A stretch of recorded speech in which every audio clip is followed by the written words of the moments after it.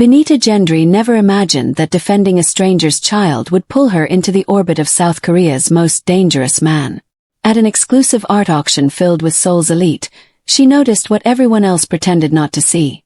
A little girl, no more than 7, curled beneath a marble sculpture, hands pressed over her ears as the auctioneer's voice boomed through speakers. Guests in designer suits sipped champagne and stepped around her like she was part of the decor. Her father, Kang Jihoon, the ice-cold heir to an empire built on secrets and shadows, stood across the hall watching his daughter with eyes that looked like they'd forgotten how to feel. When Benita knelt down and softly hummed a lullaby her grandmother used to sing, the auction hall seemed to hold its breath. She didn't know the girl hadn't responded to anyone outside her household in 2 years. She didn't know she was crossing an invisible line that no one dared approach. But when the child's trembling stopped and her tiny hand reached out to touch Benita's face, something in the cold man's chest cracked wide open. Welcome to Afrokorean Stories TV. If this is pulling you in, hit that subscribe button right now because what comes next will change everything you thought you knew about love and loyalty. 4 weeks before that night, Benita had been sitting in her cramped apartment in Lagos, staring at rejection emails she couldn't bring herself to delete. The rent was overdue. Her phone kept buzzing with reminders about bills she couldn't pay. Everything she'd worked for as a child psychologist specializing in trauma therapy had collapsed when the clinic shut down.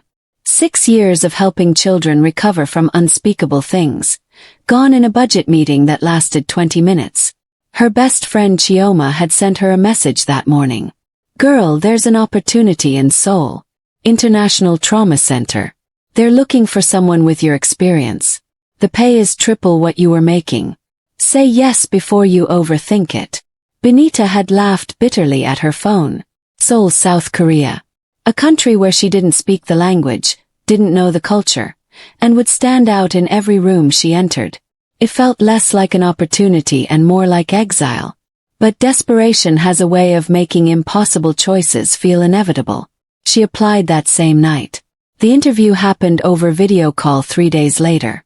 A panel of stern-faced directors asked questions in accented English about her methods, her success rates, her philosophy on treating children who had stopped believing the world was safe. She told them about Kemi, the 8-year-old who hadn't spoken after watching her home burn down, and how 6 months of play therapy had brought her voice back. She told them about Tund, the boy who'd been so full of rage that other therapists had given up, and how teaching him to paint had given his anger somewhere to go. She told them the truth, that sometimes she failed, that some children stayed lost no matter how hard she tried, and that pretending otherwise was dishonest. The panel exchanged glances. The director leaned forward. When can you start? Benita blinked. How soon do you need me? Immediately. She laughed, surprised. I can be there in 2 weeks. The flight to Seoul was 15 hours of turbulence and second-guessing. The city hit her like a wave when she arrived. Neon signs in a language she couldn't read, technology that seemed decades ahead, and a pace of life that left her dizzy. The trauma center had arranged housing in a modest apartment in Gangnam. Small but modern, with a view of glittering skyscrapers that made her feel impossibly far from home. Her supervisor, Dr. Kim Soyeon, was a woman in her 50s with sharp eyes softened by smile lines. You come very highly recommended, Dr. Kim said during their first meeting. Your work with trauma survivors is impressive. I just try to meet children where they are, Benita replied. Good. That's exactly what we need here. Dr. Kim slid a folder across the desk. These are your assigned cases. 11 children, various backgrounds. Some have witnessed violence. Some have experienced abandonment. All of them have stopped trusting adults. Benita opened the folder, her heart tightening at the photographs of small faces that had learned too early that the world was cruel. I'll do everything I can. I know you will. Dr. Kim paused. There's one more thing. The center's annual charity auction is this Saturday. All senior staff are required to attend. I don't have anything appropriate to wear. We'll provide a dress. Consider it a welcome gift. Dr. Kim's expression shifted slightly. These events attract powerful people. Some of them are dangerous. Be polite, be professional, and don't draw attention to yourself. How will I know who's dangerous? You'll feel it. The night of the auction, Benita stood in front of her bathroom mirror and barely recognized the woman staring back. The dress the center had sent was deep emerald silk that complemented her dark skin, fitted at the waist with a flowing skirt. Her natural hair was styled in elegant twists that framed her face. Gold jewelry caught the light. She looked stunning. She felt like an imposter. Her phone buzzed with a text from Chioma. You're going to kill it tonight. Also, stay away from anyone who looks like they could have you disappeared. Benita typed back quickly. What does that even mean? You'll know when you see them. Trust your gut. That evening, a black car arrived to take her to the Shilla Hotel. The auction hall was a masterpiece of marble and glass. Crystal chandeliers cast warm light over crowds of immaculately dressed guests. Servers glided through the space carrying champagne. Art pieces worth more than Benita would earn in a lifetime sat on pedestals, waiting to be claimed by whoever had the deepest pockets.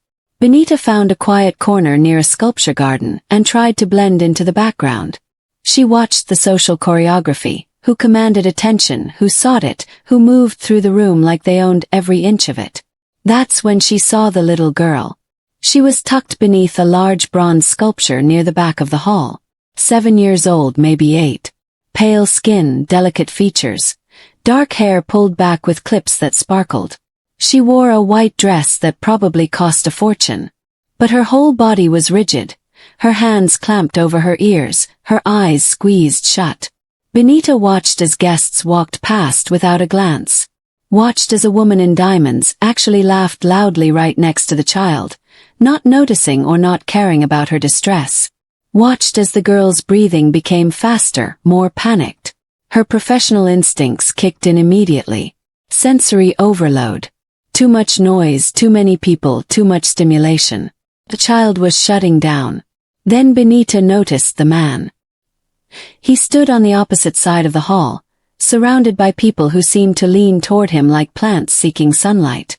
Tall, broad shoulders, devastatingly handsome in the way of classical sculptures. His black suit was perfectly tailored. His dark hair was styled back from a face that revealed absolutely nothing. But his eyes kept returning to the little girl beneath the sculpture. And in those eyes, Benita saw something that made her chest ache.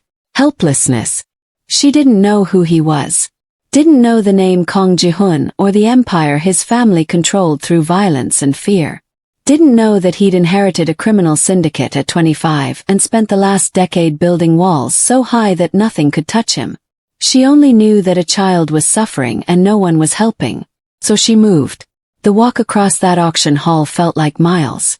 Benita could feel eyes turning toward her, could feel whispers starting, could sense that she was breaking some unspoken rule. She didn't care.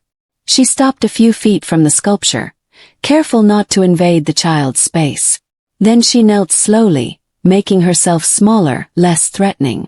"Hello," she said softly, her voice barely above a whisper. "My name is Amara. It's very loud in here, isn't it?" The girl didn't respond. Her body stayed rigid, her hands pressed tight over her ears. "I don't like loud places either," Benita continued. "They make my head feel too full, like there's no room for my own thoughts." A slight shift in the girl's posture.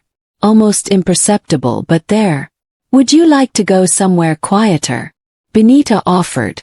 "I saw a garden outside. It looked peaceful." Nothing. But the girl was listening. Benita could tell by the way her breathing had slowed slightly. She began to hum. Soft, low, a lullaby her grandmother had sung to her when she was small and the world felt too big. A song about stars and safety and being held. The girl's hands lowered slightly from her ears. "My grandmother used to sing this to me," Benita said quietly, still humming between words. She said music could make the world smaller when it felt too overwhelming. She extended her hand, palm up, resting it on her knee where the girl could see it without feeling pressured. "We could walk together if you'd like. Very slowly. No rushing." The silence stretched. Benita kept her breathing even, her posture relaxed. She'd done this before with dozens of children who'd forgotten how to trust. The key was patience. The key was proving through stillness that you weren't a threat. 1 minute passed. And 2. Then, like a miracle, small fingers reached out and touched her palm. The auction hall didn't actually go silent, but Benita stopped hearing anything except her own heartbeat and the soft exhale of relief from the child in front of her. The girl's hand was ice cold. Her eyes were still downcast, but she was touching Benita voluntarily. Choosing connection. Benita stood slowly, keeping her movements predictable and gentle. Is it okay if we walk? The slightest nod. They moved together toward the glass doors leading to the garden. Benita kept humming softly, kept their pace slow and steady. The girl walked beside her, her grip tightening and loosening like she was testing whether this was real. The garden was cooler, quieter. The sounds from the auction hall were muffled here. Benita led them to a bench beneath a cherry blossom tree. Better? She asked. The girl nodded again, this time more firmly. Would you like to sit? They sat together in comfortable silence. The girl's breathing had normalized. Her rigid posture had softened. She was still holding Benita's hand like it was the only solid thing in the universe. You don't have to talk if you don't want to, Benita said gently. Sometimes it's nice to just be quiet together. You're pretty. The words were so soft Benita almost missed them. She looked down at the girl, whose dark eyes were finally meeting hers. Thank you. So are you. Appa says I'm difficult. Benita's heart clenched. Being sensitive to noise and crowds doesn't make you difficult. Makes you human. Some of us just feel things more strongly than others. No one else understands that. I do, Benita said firmly. And I promise you're not alone. They sat together for maybe 10 minutes. The girl told her name was Sua. She talked haltingly about how loud places made her chest hurt, how she could feel sounds inside her body, how she wished people would stop trying to fix her. Benita listened without interrupting, without offering solutions, just being present. When they finally returned to the auction hall, Benita found herself face to face with the man she'd noticed earlier. Up close, he was even more overwhelming. Sharp jaw, straight nose. Full lips pressed into a line that suggested he rarely smiled. A thin scar cut through his left eyebrow. His eyes were the darkest she'd ever seen, and they were fixed on her with an intensity that made her breath catch. Who are you? His voice was low, controlled, dangerous. Benita Gendry. I work for the trauma center. The new psychologist. It wasn't a question. Yes. My daughter doesn't respond to strangers. Benita kept her voice calm. She responded to me. I can see that. His gaze dropped to where Sua was still holding Benita's hand. Something flickered across his face. Vulnerability, quickly masked. She hasn't let anyone outside our household touch her in 2 years. Maybe she was waiting for someone who understood what she needed. And what does she need? To be heard without being fixed. To be accepted without being changed. Benita lifted her chin slightly. Children know the difference between people who see them as problems and people who see them as people. The silence between them felt charged. His dark eyes searched hers like he was trying to solve an equation. Have dinner with me tomorrow, he said finally. That sounds like a command. It is. I don't take commands from people I just met. Something that might have been amusement crossed his face. Then let me introduce myself properly. Kang Jihoon. And by tomorrow night we won't be strangers. The next morning Benita Googled Kang Jihoon. What she found made her stomach drop. Article after article about the Kang family's criminal empire. How they controlled half of Seoul's underground economy. How Jihoon had taken over at 25 after his father's assassination and consolidated power through ruthless efficiency. They called him the Ice King. They said he'd never been seen smiling. They said people who crossed him disappeared. The articles about Sua were worse. They described her as troubled, damaged, the defective heir to a brutal empire. Tabloids speculated about her condition with cruel fascination, treating her selective mutism and sensory sensitivities like scandalous secrets rather than simple facts. Benita closed her laptop feeling sick. She should cancel dinner. Should stay far away from this man and his dangerous world. But every time she closed her eyes, she saw Sua's small hand reaching for hers. The relief in her face when someone finally understood. The look in Jihoon's eyes, that devastating combination of hope and helplessness. Against every logical instinct, she picked up her phone and confirmed dinner. That evening, a black car arrived at her building exactly at 7. The driver opened her door without speaking. Inside, Jihoon was waiting. He wore dark gray tonight, slightly less formal but no less commanding. His eyes swept over her simple navy dress with an intensity that made heat rise to her cheeks. "You came," he said. "I almost didn't. I know. I had contingency plans." "What kind of contingency plans?" "The kind that would have made the evening significantly less pleasant for both of us." He gestured to the seat. "Please." She sat, maintaining as much distance as the space allowed. "Where are we going?" "Somewhere private." "Because of who you are." "Because of what I am." His gaze held hers. "You researched me." "Yes. And you're here anyway." "I'm here for Sua." Something shifted in his expression. "Most people want something from me. Money. Protection. Power. I don't want any of that." "Then what do you want?" She considered carefully. "To understand why your daughter trusts me when she doesn't trust anyone else."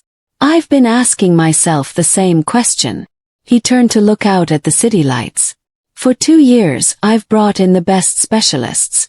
Therapists, doctors, researchers. She rejected all of them." "How?"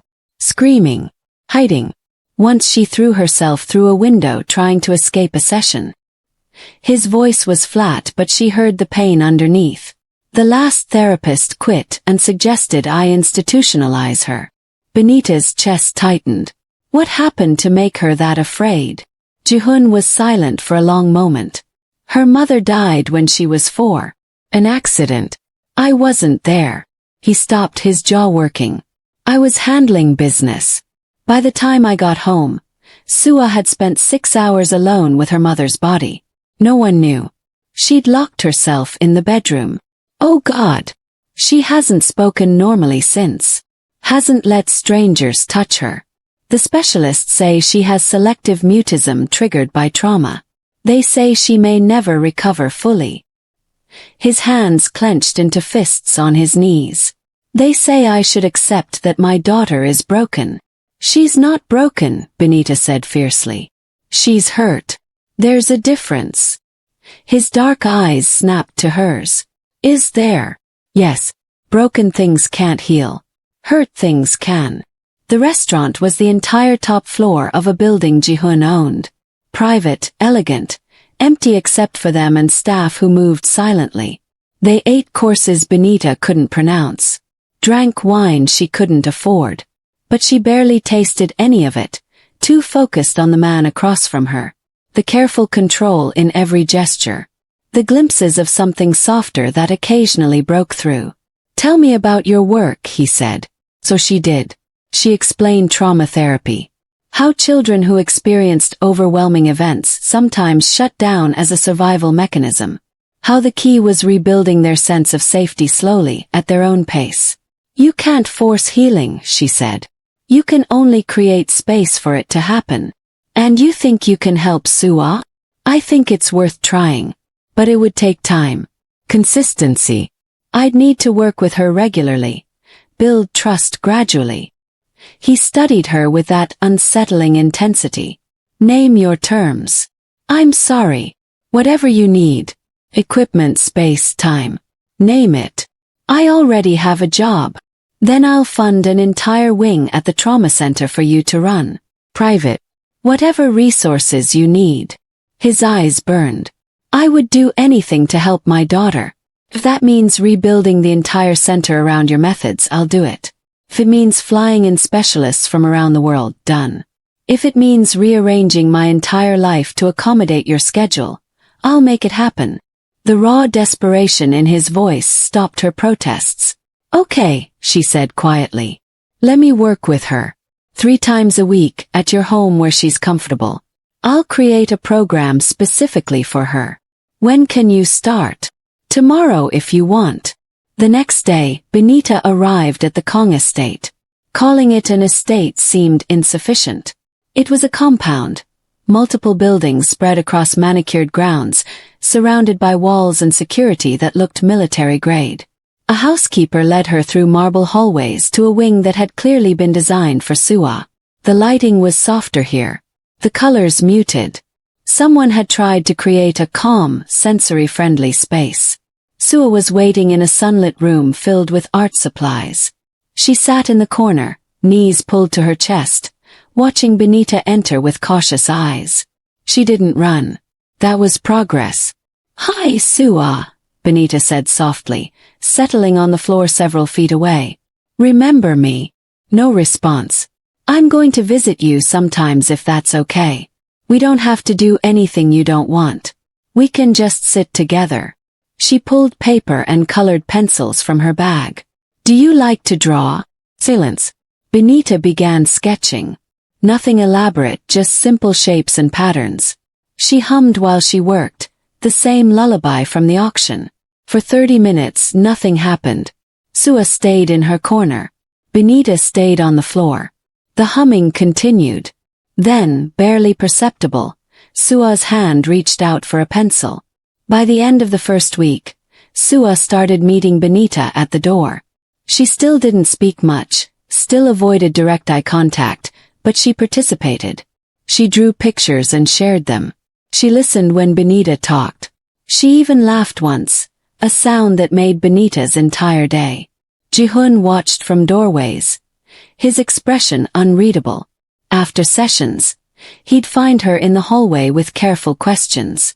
"She drew a picture of us today," Benita told him once. "You, me and her. All holding hands. She's never included me in her drawings before." His voice was rough. "Never. She's including you now."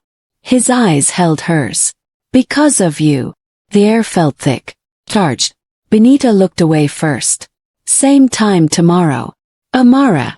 Her name in his voice did something to her pulse. "Thank you." "Don't thank me yet. We're just beginning." 2 weeks later the first threat arrived.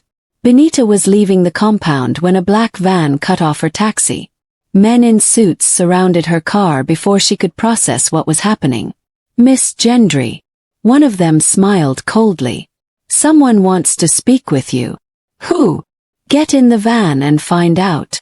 Before she could respond, her door was yanked open. A cloth pressed against her mouth and nose. The world went dark. She woke in a warehouse. Concrete floors. Exposed beams. A man in an expensive suit sat across from her, middle-aged with silver hair and dead eyes. "Miss Gendry." Apologies for the dramatic retrieval, but discretion was necessary. "Who are you?" Her throat was raw. "Park Jun-suk. I'm a business rival of Kang Jihoon." He smiled without warmth. "Or I was before he decided to destroy my operations." Her blood ran cold. "I don't know anything about his business." "No. But you know his daughter. And recently, you've become very important to him." Park leaned forward. "Jihoon has one weakness. That damaged little girl of his. And now he has another. You. I'm nobody to him." "Is that so? Then why has he assigned protection details to your building? Why does he review footage of your sessions every night? Why does his entire household know your name?" Her mind reeled. Protection details. Footage. "I see you didn't know." Park laughed softly. "Kang Jihoon is obsessed with you, Miss Gendry. And obsession is a vulnerability I intend to exploit." That night Jihoon received a video call. Park's face filled the screen. "I have something of yours. The African woman. Pretty thing. Would be a shame if something happened to her." Jihoon's world narrowed to a single point of rage. "If you touch her, relax. She's unharmed. For now." Park's smile was cruel. "I want a meeting. Tomorrow night. The Old Port District. Come alone or she dies. The call ended. For 10 seconds, Jihoon stood completely still. Then he turned to his head of security, Lee Min-jun. Find her, he said, his voice like ice over steel. Mobilize everyone. I don't care what it costs. Find her now. Sir, it could be a trap. I know it's a trap. His hands clenched so tight his knuckles went white. I don't care. She's not dying because of me. Not her. Min-jun studied his boss's face and saw something he'd never seen before. Fear. We'll find her, he promised. In the warehouse, Benita waited. Park had left hours ago, leaving her with 2 guards who looked bored. She'd tested her restraints. Too tight. No escape. So she did the only thing she could. He thought about Sua. Her small hand reaching for the pencil. The way she'd started smiling during their sessions. The picture she'd drawn of the 3 of them together. If Benita died here, Sua would lose another person. Another woman who came into her life and disappeared. She refused to let that happen. The rescue came at dawn. Gunfire shattered the warehouse silence. Shouting. Bodies hitting concrete. Benita pressed herself against the wall as the doors exploded inward. Jihoon stood silhouetted in the doorway. Blood spattered his white shirt. His eyes were wild, desperate, searching until they found her. Amara. Her name was a prayer. He crossed the space in 3 strides, cutting her restraints with shaking hands. Are you hurt? Did they? I'm okay. Her voice cracked. I'm okay. He pulled her against his chest so tightly she could barely breathe. His heart thundered beneath her ear. His whole body trembled. I thought I lost you, he whispered into her hair. I thought. You found me. She clutched his jacket. You came for me. I will always come for you. He pulled back, cupping her face in blood-stained hands. Always. The following week was brutal. Park Jun-suk disappeared. His organization was dismantled piece by piece. Jihoon was ruthless in his retaliation. Anyone connected to the kidnapping vanished. Anyone who had known and failed to warn him faced consequences. The message was clear. Touch what belongs to Kang Jihoon, and there is nowhere you can hide. Benita should have been horrified. Instead, she felt only relief. And something else. Something that felt dangerously like belonging. She moved into the estate 3 days later. For your safety, Jihoon insisted. This feels extreme. It's necessary. His jaw was tight. Until every threat is eliminated, you stay where I can see you. Where you can see me or where your security team can see me. He had the grace to look slightly embarrassed. You know about the protection detail. Park told me. Right before he explained how obsessed you are with me. He wasn't wrong. Jihoon's dark eyes held hers. I am obsessed with you. The confession hung between them. Heavy. Undeniable. Why? She asked softly. Because you saw my daughter when everyone else looked away. Because you're the first person in years who doesn't want something from me. Because... He stopped, jaw working. Because you make me feel things I thought I'd buried with my wife. Her breath caught. Jihoon. I'm not asking for anything, he said quickly. I know this is complicated. I know my world is dangerous. I just needed you to know. That night, she lay awake in the guest room thinking about his words. About the way he looked at her. About how safe she felt in this compound surrounded by armed guards and a man with blood on his hands. She should be terrified. Instead, she felt more at home than she had in years. The weeks that followed were transformative. Sua's progress accelerated beyond anything the specialists had predicted. She started speaking in full sentences. She began attending art therapy sessions with other children. She even asked if she could go to school. A real school, she told Benita seriously. With other kids. That's wonderful, Benita said, her heart soaring. We'll find the right one for you. Will you help me get ready? Every step of the way. Jihoon watched his daughter blossom with an expression of wonder. You gave her a future, he told Benita one evening. She gave herself a future. I just held space for it to happen. You do that for everyone, don't you? He moved closer. Hold space. Make room for people to become who they're meant to be. I try. You succeed. His hand found hers. You certainly succeeded with me. The attraction between them had been building for weeks. Every accidental touch. Every lingering look. Every conversation that lasted too long. Benita tried to rationalize it away. He was technically her employer. He was a criminal. He was completely wrong for her. But when he looked at her, she forgot every reason she should stay away. You're staring, she said one evening. I know. Why? Because I'm trying to memorize you. The way the light hits your face. The way you bite your lip when you're thinking. The way you look at Sua like she's the most precious thing in the world. Jihoon. Tell me to stop. His voice was rough. Tell me you don't feel this and I'll walk away. I'll keep things professional. I can't. The words escaped before she could stop them. I feel it too. His sharp intake of breath was audible. Amara. I know it's complicated. I know there are 1,000 reasons this is a terrible idea. He kissed her. The kiss was everything. Fire and tenderness. Hunger and reverence. His hands in her hair. Her fingers gripping his shoulders. Both of them drowning. When they finally broke apart, both breathless, his forehead pressed against hers. I've wanted to do that since the night I watched you kneel before my daughter, he admitted. That was months ago. I know. It's been torture. His thumb traced her jawline. Stay with me tonight. Her heart hammered. Jihoon. Just stay. We don't have to do anything.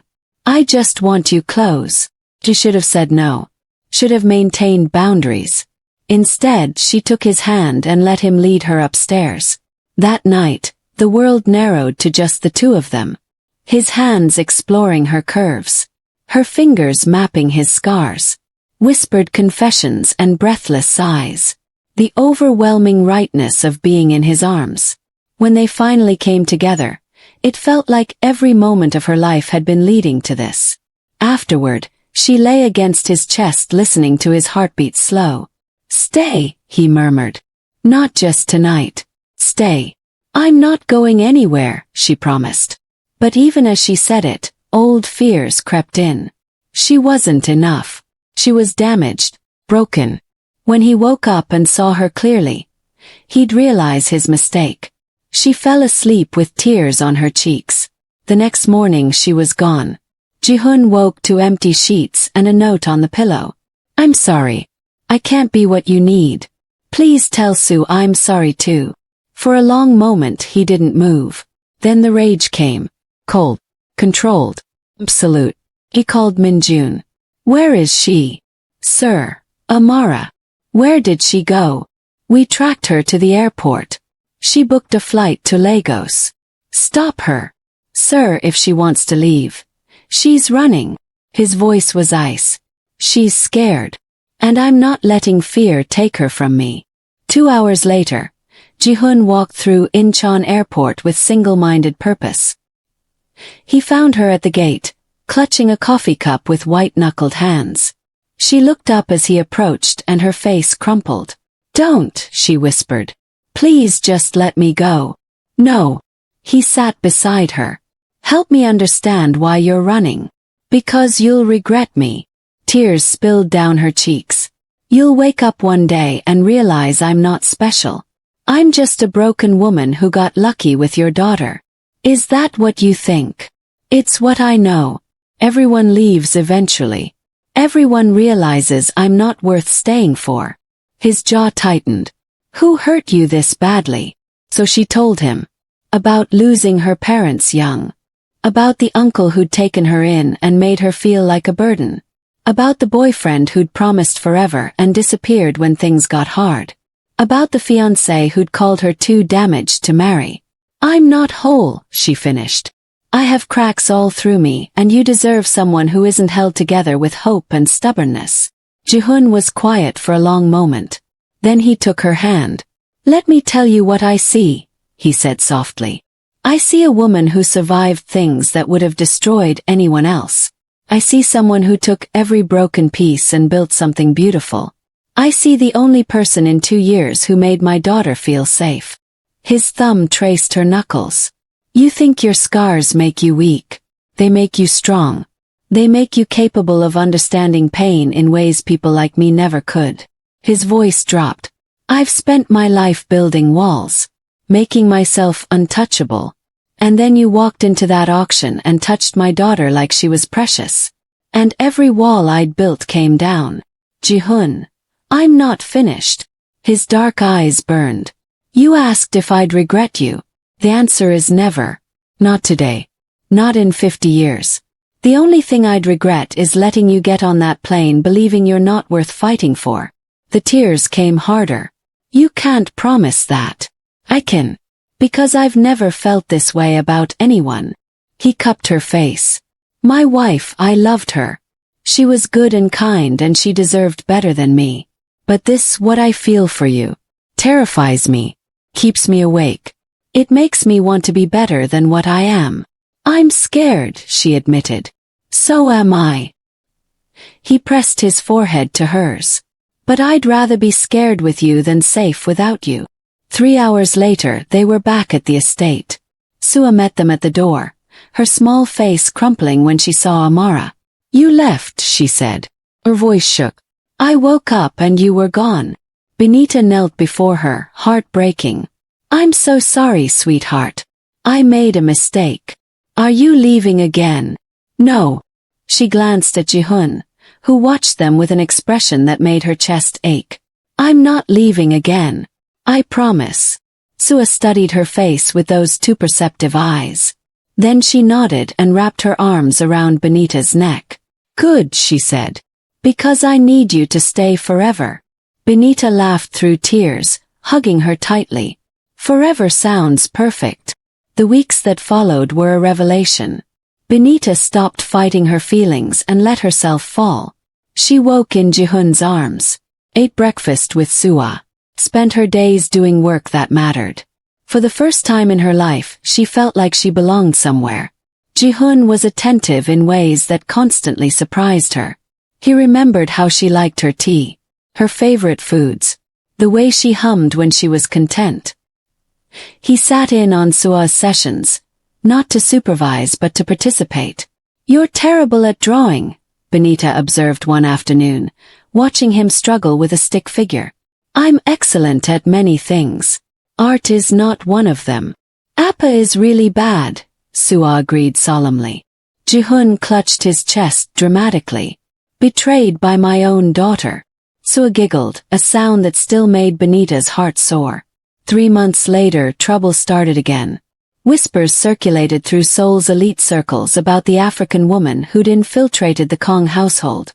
They called her a gold digger, an opportunist, a nobody who'd seduced her way into power. Benita tried to ignore it. But then the tabloids picked it up. Gangster's foreign mistress. Who is Benita Gendry? The article detailed her history with vicious precision. Her parents' death. Her uncle's rejection. Her failed engagement. They framed everything as evidence of instability. Sources say she targeted Kang Jihoon through his vulnerable daughter, the article claimed, using her position as a therapist to gain access to one of Korea's wealthiest families. That evening, Benita found Jihoon in his office, staring at his laptop with an expression of cold fury. You've seen it, she said quietly. I'm going to destroy them. His voice was ice. Every publication that ran this story. Every source that talked. Every single person involved. Jihoon. They called you a gold digger. They implied you're using Sua. He looked up and she saw barely controlled rage in his eyes. They tried to turn the most important thing in my life into something dirty. It's just gossip. It'll fade. It won't fade. It'll follow you everywhere. He stood, crossing to her. Unless I make it very clear what happens to people who attack my family. Your family. Yes. His grip tightened on her hands. My family. Imisua. That's what we are. And I protect my family at any cost. The following week, Chairman Lee made his move. He was one of Jihoon's oldest rivals, a businessman with legitimate fronts and illegitimate ambitions. He'd been waiting for weakness. He thought he'd found it in Amara. The approach came at a hospital fundraiser. Benita was briefly separated from her security detail when Lee appeared at her side. Miss Gendry. We haven't been properly introduced. His smile was predatory. I know who you are. Then you know I'm a reasonable man who appreciates mutually beneficial arrangements. Her skin crawled. What kind of arrangements? Information mostly. About Jihoon's operations. His schedule. His weaknesses. Lee leaned closer. In exchange, I could make those tabloid stories disappear. Restore your reputation. Even provide enough money for you to start fresh somewhere else. You're asking me to betray him. I'm offering you an escape route. His eyes glittered. Because this fairy tale won't last. Men like Kang Jihoon don't keep women like you. When he's done, you'll have nothing. Benita held his gaze without flinching. Men like you always underestimate women like me. Is that a refusal? That's a promise. She stepped back. Touch me again, approach me again, and I'll make sure Jihoon knows exactly what you offered. Lee's smile turned cold. You're making a mistake, Miss Gendry. I doubt it. That night she told Jihoon everything. His response was immediate and terrifying. Calls were made. Orders issued. By morning, Chairman Lee's business empire was under siege. Investigations launched. Assets frozen. Allies abandoning him. Was this necessary? Benita asked, watching news coverage of Lee's collapse. He threatened you. Jihoon's voice was flat. He tried to use you against me. There's no version of this where he walks away. I could have handled it myself. I know. He turned to her, expression softening slightly. But you shouldn't have to. That's what having a partner means. Facing threats together. Partner. The word hung between them. Is that what we are? I'd like us to be more than that. He moved closer. But I'm trying not to rush you. What if I don't want you to hold back? His breath caught. Amara. I'm tired of being careful. I'm tired of protecting myself from happiness because I'm afraid it won't last. She stepped into his space. I want to be your partner. Your family. Whatever you'll let me be. He kissed her then, deep and desperate and full of promise.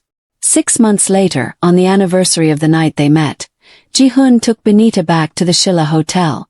They stood in the same auction hall, now empty and quiet.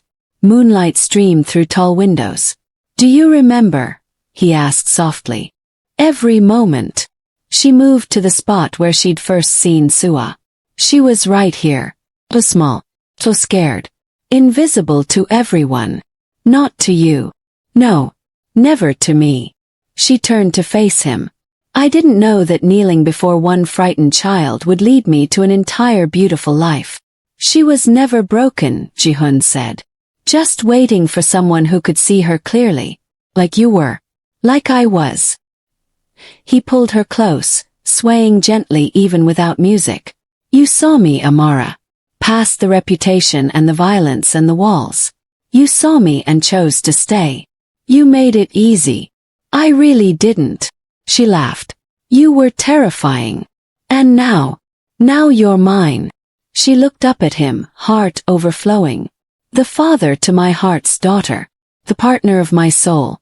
The man I choose every single day. For how long? Forever. She rose on her toes, brushing her lips against his. And whatever comes after forever too. 2 years later, Sua stood at her school's art exhibition, beaming with pride beside her displayed paintings. She was 10 now, confident and articulate, thriving in ways no one had predicted. That one's my favorite, she told Amara, pointing to a painting of 3 figures holding hands beneath a starry sky. It's us. Our family. It's beautiful, sweetheart. Jihoon stood beside them, his arm around Benita's waist. Just like you. I'm going to be an art therapist when I grow up, Suah announced. Like Amara. I want to help other kids who feel different. You'll be amazing at it, Benita said, her voice thick with emotion. You already are. Later that evening, after Suah had fallen asleep clutching her exhibition medal, Benita found Jihoon in the garden. She's incredible, he said quietly. What you've done for her. What we've done, she corrected. We're a team, remember? A team. He smiled, pulling a small box from his pocket. Actually, I was hoping we could make that official. Benita's breath caught. Jihoon. I've been carrying this for months, waiting for the right moment. But every moment with you feels right. He opened the box, revealing a ring. Elegant, understated, with a diamond that caught the moonlight. Marry me, Amara. Not because I saved you or because you saved Suah, but because I can't imagine my life without you in it. Because you made me believe I could be more than my father's legacy. Because loving you is the only thing I've ever done that feels entirely, completely right. Tears streamed down her face. Yes. Yes, 1,000 times yes. He slid the ring onto her finger with trembling hands, then pulled her into a kiss that tasted like home. The wedding was held 3 months later. Small and intimate, just family and close friends. Suah served as maid of honor, her face serious with responsibility as she carried the rings. Benita wore white silk that complemented her dark skin. Her natural hair styled in intricate braids woven with gold thread. She'd chosen to leave her shoulder scar visible, the one from the kidnapping.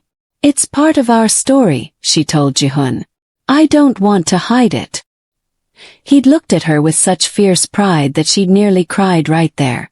The ceremony was brief, the vows heartfelt. When the officiant pronounced them husband and wife, Suah cheered loudly. She's my real Amma now, she announced to everyone present. Forever and always. Benita knelt before her, taking her hands. Forever and always, she confirmed. I promise. The years that followed were the happiest of Benita's life. She expanded her work at the trauma center, training other therapists in her methods. She published research. She spoke at conferences. She advocated for better understanding of trauma and neurodivergence. Jihoon continued transitioning his business toward legitimacy. It wasn't easy. Some associates resisted, some relationships ended, but he was determined to build something Suah could inherit with pride. I want to leave her a legacy she can be proud of, he told Benita one night. Not a legacy she has to overcome. She's already proud of you, Benita said.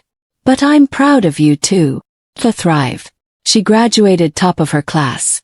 She got into one of Seoul's best art schools. She began volunteering at the trauma center, helping other children the way Benita had helped her. You know what's funny? She said one evening at dinner.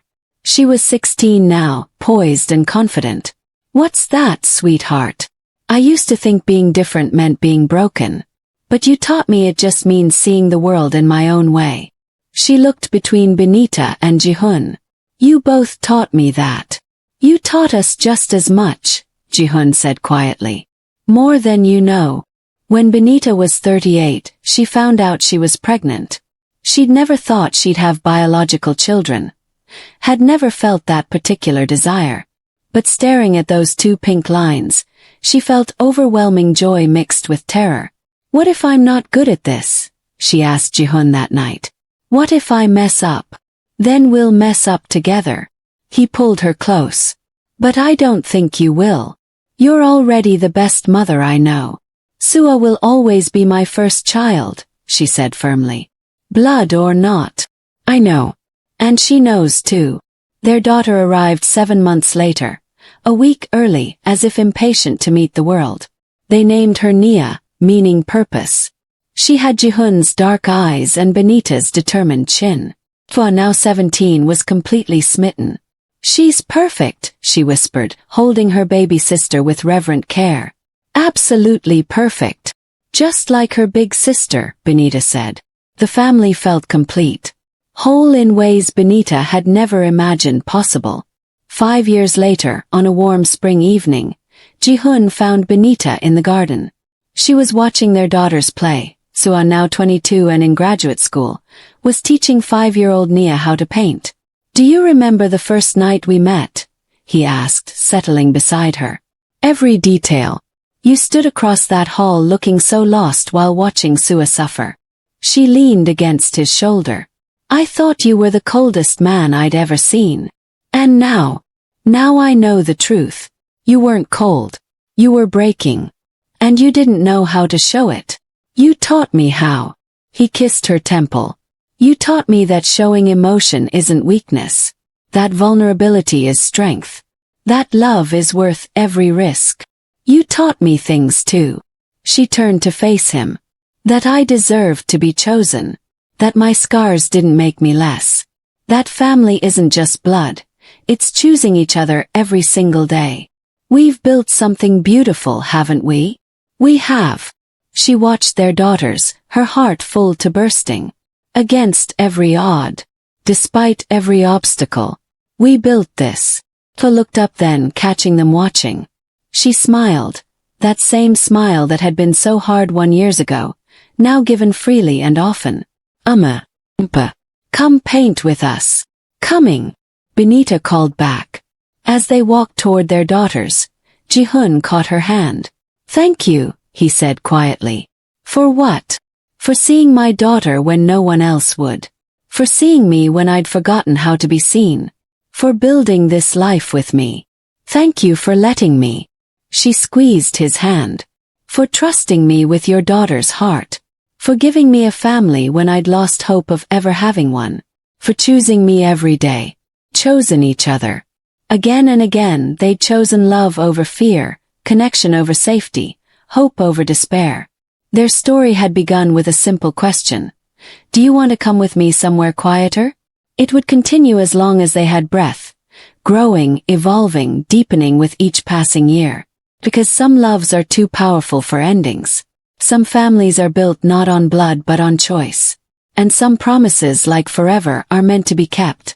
If you've made it this far, you're part of the Afrokorean Stories TV family now. Hit that subscribe button and turn on notifications because we're just getting started. Drop a comment telling us what moment hit you hardest. Was it Benita's rescue, Sua's first words, or that proposal under the stars? And smash that like button if you believe love can cross any border and heal any wound. This is Afro-Korean Stories TV, where every ending is really just a beginning. We'll see you in the next story.